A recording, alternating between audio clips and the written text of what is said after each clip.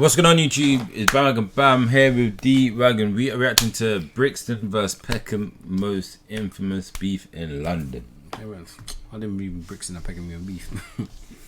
That's how I know you're young, you know, bro. Like, you're actually young. You're actually like a kid, like a fetus. Because I'm a kid, bro, clearly. Oh, bro, you're 17, bro. I know, but still. How can you not know what goes on in the ends?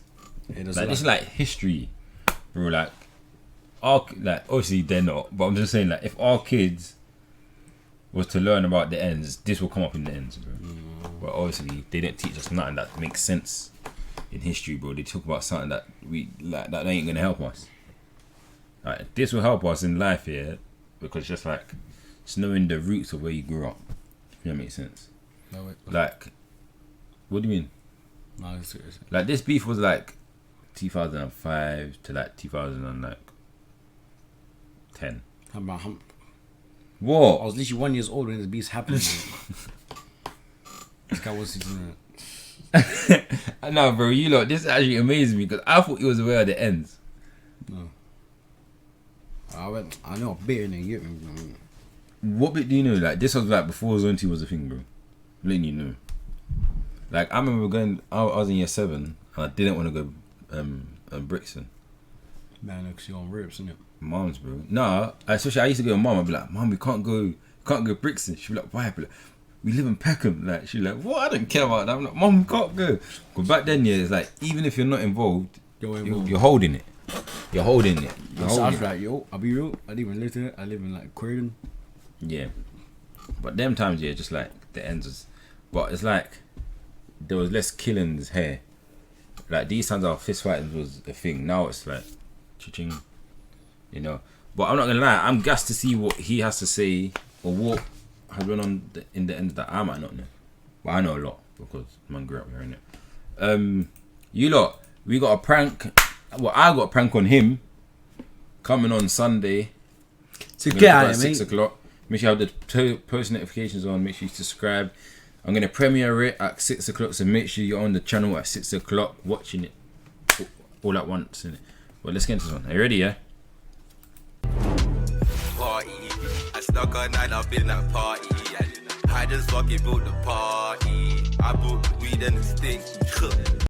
And we're going old school today and talking about one of the most infamous beefs in London and one of the first publicised feuds in London as well. I'm talking about the Brixton versus Peckham beef in the late 2000s. I'm not gonna lie, if this guy don't talk about the time Brixton rid out on Peckham and there was like 50 of them on bikes and then Peckham rid back out on Brixton, I'm gonna lock this off.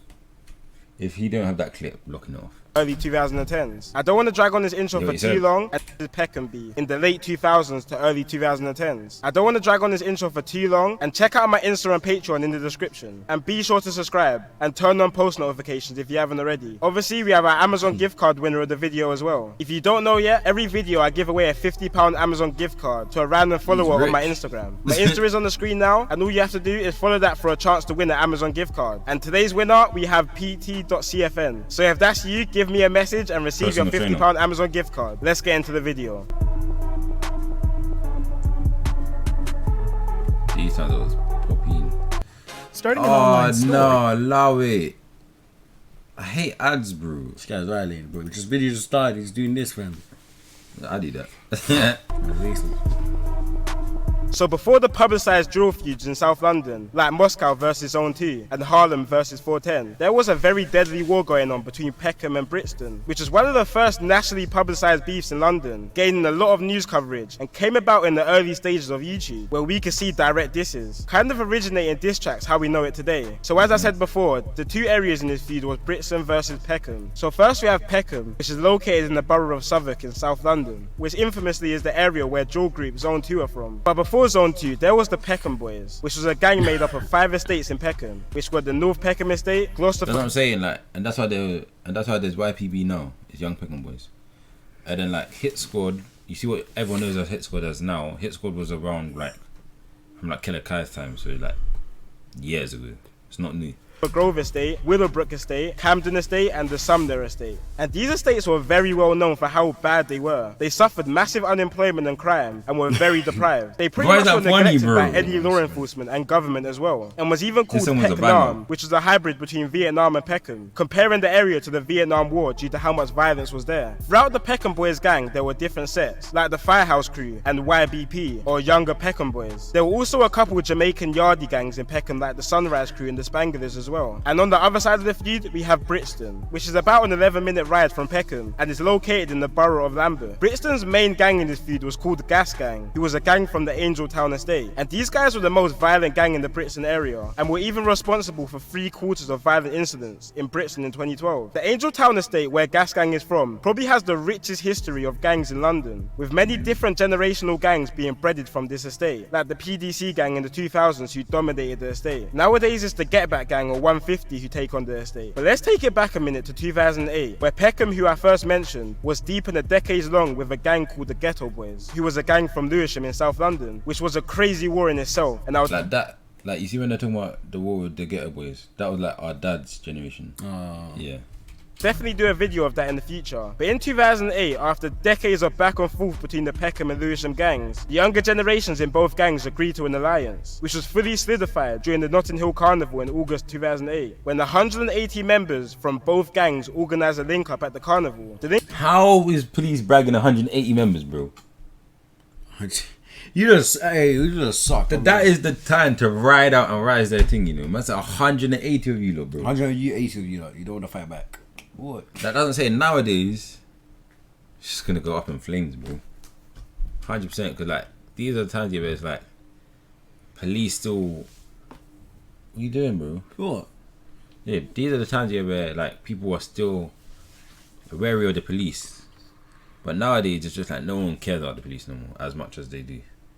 Link-up was actually intercepted by police because the police thought the two gangs were linking up to fight each other. But as Peckham's relationship with Lewisham got better, their relationship with Brixton started to worsen. See, historically, Brixton and Peckham have always had a feud, even dating all the way back to the 1950s, where local schoolboys from both areas would clash, which was even more hostile after immigration, because Peckham was filled with mainly African immigrants, while Brixton was filled with mainly Caribbean immigrants. So there's always been big culture clashes there. But as I said, in 2008, the war between Brixton and Peckham was starting to become a lot more heated, and these were times where guns were much more accessible than what they are now. It wasn't uncommon for a gang member to be rolling around with a gun, just like how nowadays most gang members roll around with knives. So there was a lot of back and forth shooting between these areas. In one instance, members from a Brixton gang called OC, who were heavily allied with Gas Gang, rid out on Woolworth Road, which at the time was a territory of the Shoot Instant gang, who were part of the Peckham side, and started shooting at two Peckham rappers called Snap Capone and Butch, who were walking down the street. Both rappers actually managed to run to a convenience store and managed to dodge the bullet. While running into the shot, an innocent bystander just trying to get into the same shot was shot and killed. His name was Ryan Bravo, and he was 18 at the time. And this was one of the big turning points in making this feud widely publicised in the UK. Just to rub salt in the wounds, the OC gang made a diss track called Bullet Rhythm, when a member mocked the situation with the lyrics, "Had you running in the shop like you're buying something," while a member of a Peckham gang then responded to the situation in a song called Real Riders, saying, "Try come Woolly Road and bark it up, but when I come up on your block,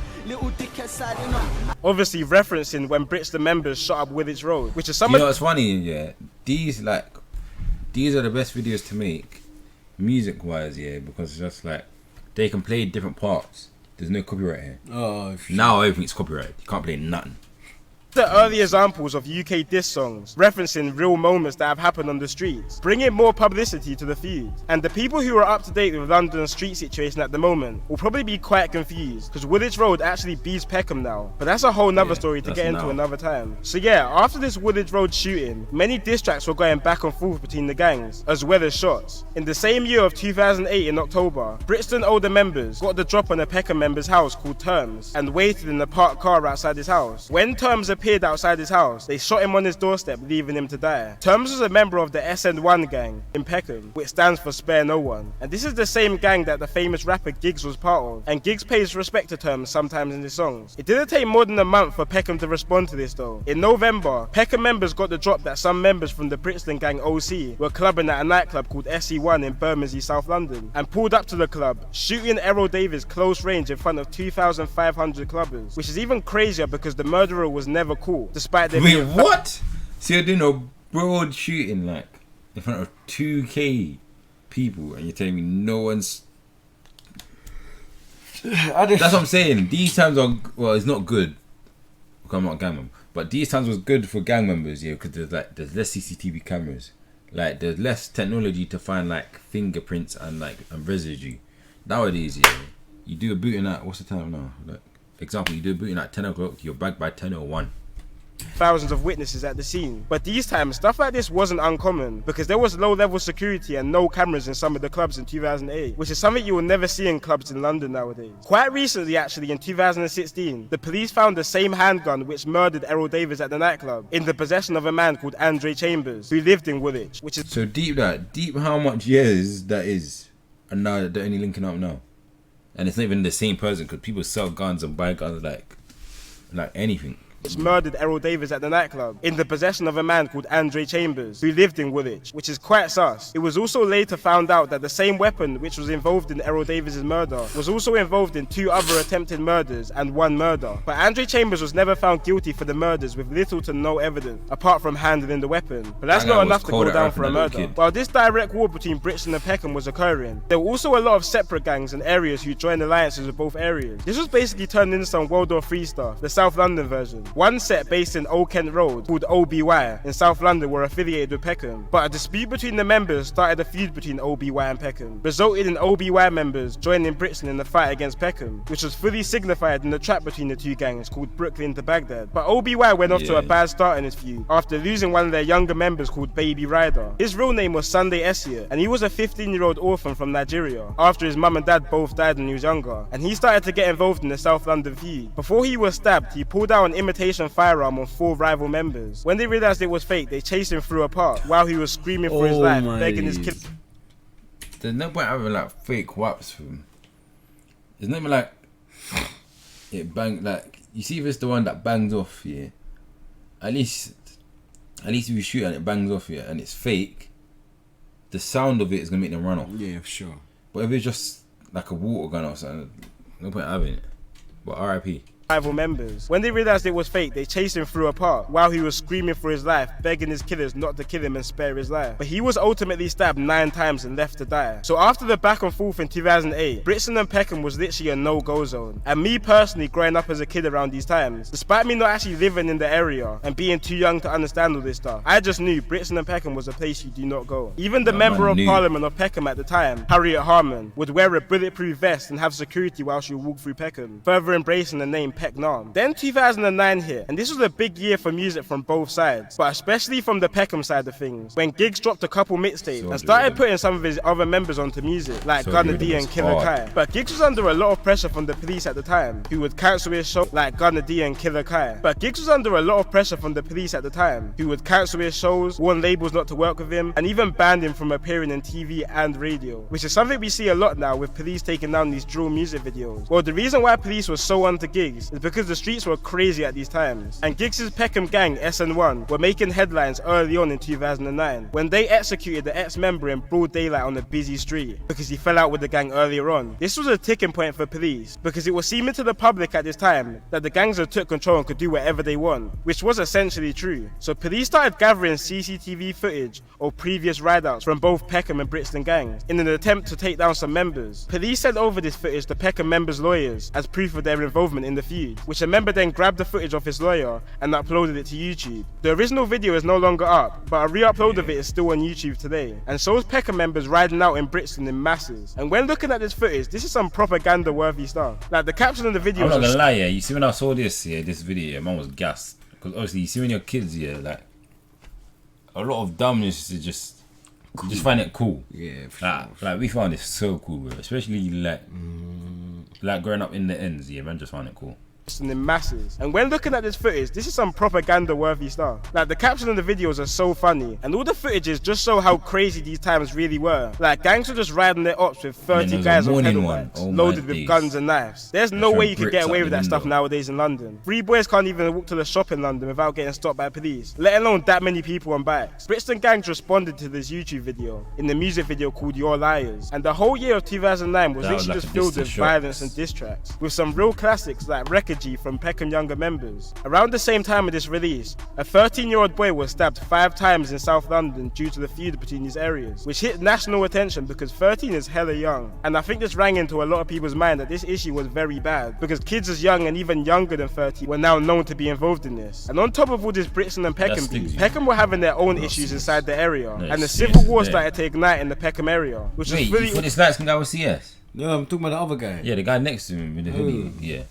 But that sticks. All out after a member of the MLB gang or Mandem on Brandon was shot dead by Peckham Olders. MLB is a gang from the Brandon estate in South London, which is the same estate drill group Moscow 17 is based in. Peckham rapper Snap Capone was linked to the murder, but managed to beat the case. But a member was sent to prison for hiding the gun used in the murder. This created a lot of politics between Peckham and the Peckham affiliated gangs. And eventually, after many disputes, members of an estate called Lexham Estate split away from the Peckham sets and started beefing Peckham, which just started turning Peckham very messy. At the same time, different Peckham sets started turning on each other, and because Peckham is such a big area and had so many different estates, the gangs just started keeping inside their estate. One of these being the Pelican estate, which started beefing other Peckham gangs after the disagreement, which in December of 2010 resulted in 2 members being stabbed and 1 being shot to death. The member who died was called Vesta, and police were investigating the situation heavily at the time. So while this investigation was taking place, a younger member of a rival Peckham gang started to go onto the Pelican estate and post leaflets through the doors, which said, and I quote,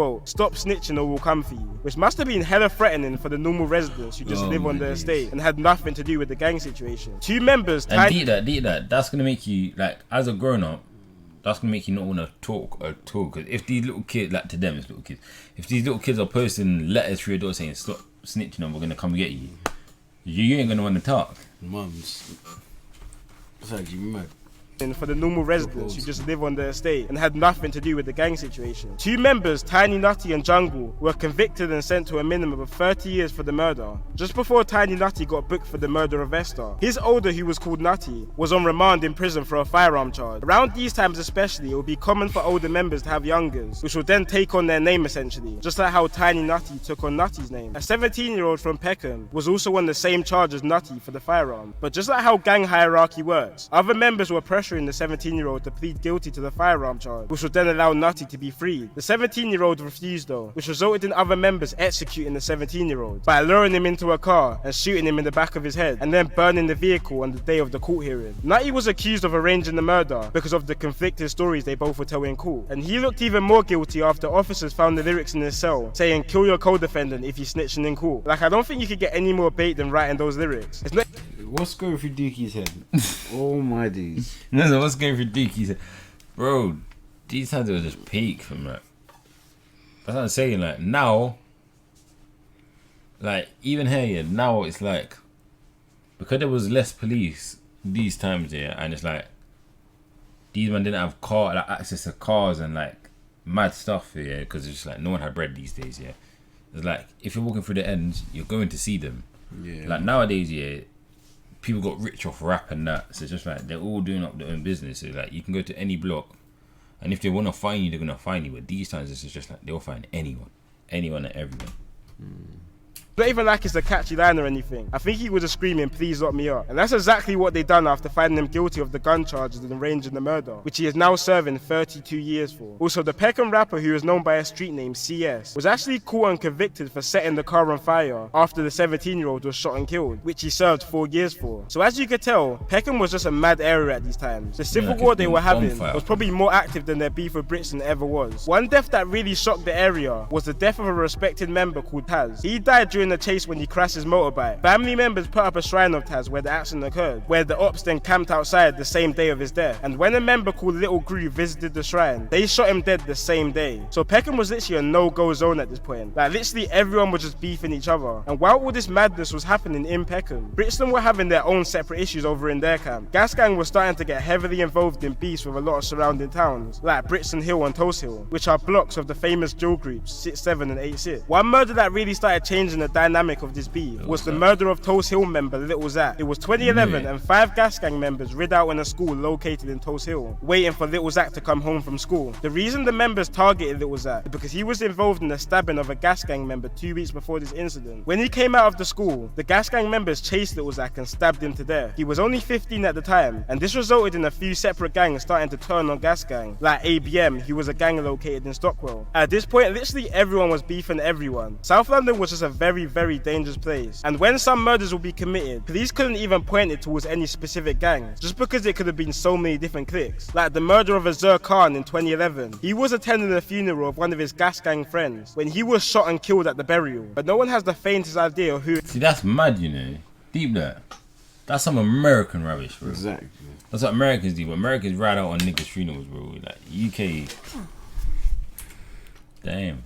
Of one of his gas gang friends when he was shot and killed at the burial, but no one has the faintest idea of who it could have been. It could have been one of the many gangs in Peckham, it could have been members from Tulse Hill, Brixton Hill, ABM, or just anyone from the borough of Southwark. There's just too many possibilities. These murders amped up the fuse between gas gangs and other areas aside Peckham, and it was getting to the point where both Brixton and Peckham had more issues on their hands rather than each other. In 2012, 3 gas gang members rid out on Stockwell looking for members of a rival gang called ABM. When they found the op inside the shop, they let off fire inside the shop, which missed the rival, but ended up hitting a 5-year-old, which left her paralyzed. This hit nationwide news, and this was really the beginning of the end for gas gang, because they started getting more monitored than probably any other gang at the time, which 2 years later... Yeah, like, at least if you're killing, like, each other, then you're just killing each other, innit? I know it sounds tap, but it's true. Kill yourself, innit? Like, don't kill yourself, but kill each other, innit? Yeah. But when you're killing kids or paralyzing little 5-year-olds, that's just like, cool. Yeah, you lot getting out of control still. For gas gang, because they started getting more monitored than probably any other gang at the time, which 2 years later resulted in a massive raid taking down some of the key members of the gang. Nowadays, Peckham and Brixton gangs are actually linked up, with both of them having the same ops, but compared to how it was back in 2011 to 2012, both areas have calmed down a lot, with mass surveillance and of course gentrification. If you go to some of the old blocks of Peckham, where murders, robbings and shootings would be a daily occurrence, it's crazy how now them same blocks are filled with white hippies with rich parents, but to be honest, that's like most of London now. Anyway guys, that's it for today's video. I might do a part 2 on this because I know there's some things that I left out. But either way, it's been your boy Kid Nerd and peace out. Nah, Johnny Guns was a funny guy still, mums. So what do you think about that, D-Bugs? Yeah, you mad still. So now you know about the ends, little piece. Yeah. So what you know of it now, do you think it's changed? Yeah, for sure. What else? You think? Like yeah, I'm allowed to walk. I'm allowed to walk through Peckham, bro. Yeah. Before it'd be like, if you walk through Peckham, it'd be like, come around the corner. Like, reach out to you, be like, oh man. Be like, where you from? Just say you're from Peckham, bro. Say you're from Peckham. When you're walking away, you're down the road and ask you where you're from. They're in the Mason. And it don't make sense because niggas will actually walk around the corner like innocently, thinking you're gonna leave without your phone. You're not leaving without. I'd be like, hey, what's in your pocket? Say, hey, give me the phone. Take it with. Nah, people used to take people's phone and just smash it in front of them, bro. Yo. Like it got to the stage where it's just like they just kept doing it for the thrill, the vibe. But like then it was more calm, yeah, because it's just like there's no cameras, there's no like back then it's like if you know you know. Now it's just like you can go on the internet, type Peckham this or whatever this, and then it's gonna all come up. The whole history's gonna come up. Here it's just like if you're in it, you're in it. If you're not, then you're not. Life's changed still. But listen, you know, this has been Bandwagon Bam with D-Wagon reacting to Brixton vs Peckham, most infamous beef in London, you know. Like this was beef before beef. Literally, bro. And if you're from the end, you yourself's gonna know the vibe about this, innit? But out. Peace. Back out, slap it out. Short but I bang like Peckham. Man just ping it or ching it. If I ain't did it, I still bring back out. Kyle's probably hit squad baby. Hit squad crazy. Rip man's